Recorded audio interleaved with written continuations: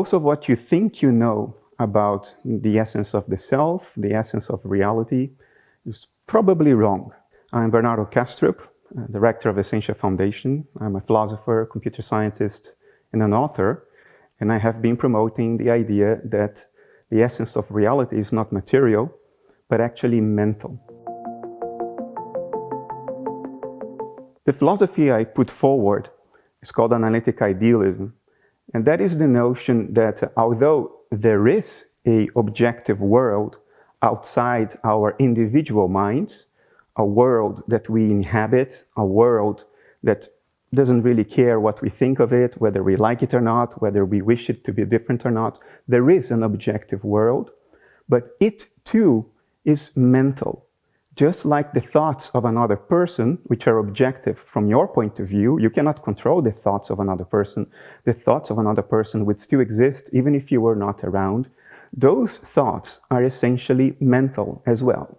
In the exact same way, I put forward the notion that the world out there, what we call the physical or material universe, from its own perspective, is subjective. It is mental. It is mind stuff that we see around us, represented on the screen of our perception as what we call matter. So if this sounds very counterintuitive to you right now, as we go over the material in this course, hopefully it will look a lot more appealing, a lot more understandable, even almost self-evident, I dare to say. So in this course, we are going to cover our mainstream worldview of today, which is colloquially called materialism. Technically, it's called physicalism. That's what philosophers prefer to call it. We are going to review it. We are going to look into why it is wrong, all the different reasons why we are already in the position to know that it is wrong, it is untenable.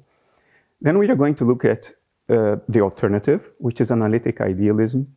We are going to look at how all of this plays with science. Because science and technology, we know, they do work. and that's very important. Whatever worldview we put forward that contradicts science is most likely wrong. So we are going to look into how analytic idealism plays together with science, how one contributes to the understanding of the other and reinforces the other. All of this only has value if there are implications that have a bearing on our lives. If something changes in our lives, either in our behavior in the world or in our inner behavior, our inner thoughts, our emotions, how we regard life, how we regard the meaning of this weird phenomenon that is biology. All of this is going to be reviewed as we go forward.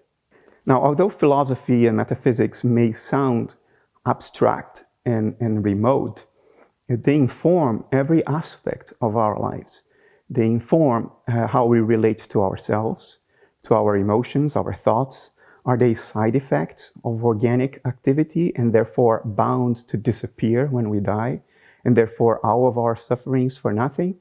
Or do they carry actual reality, reality in itself?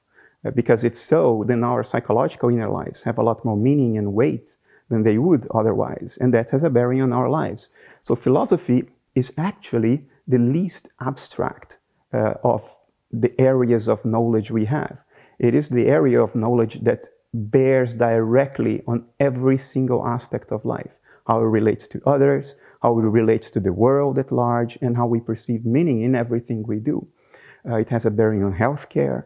What is the nature of the body and the mind? How do we go about curing illnesses? Philosophy informs that. Philosophy informs what areas of potential scientific research are plausible and therefore worthy of investment, and what other areas we may discard a priori because we think they will go nowhere anyway. So in fact, everything changes if the narrative, the philosophical narrative in terms of which we relate to ourselves and the world changes.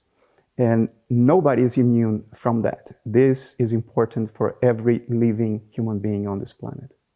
Although some of this material will be heady and scientific in nature, the material we are about to cover, We will try to make it light and very relatable. And I ultimately hope that you also have fun watching this, watching the way we go about trying to answer the biggest questions of life. This is what we are trying to do. This course is a cooperation between Keto and Essentia Foundation, and we are doing our best to make this not only useful but fun to watch.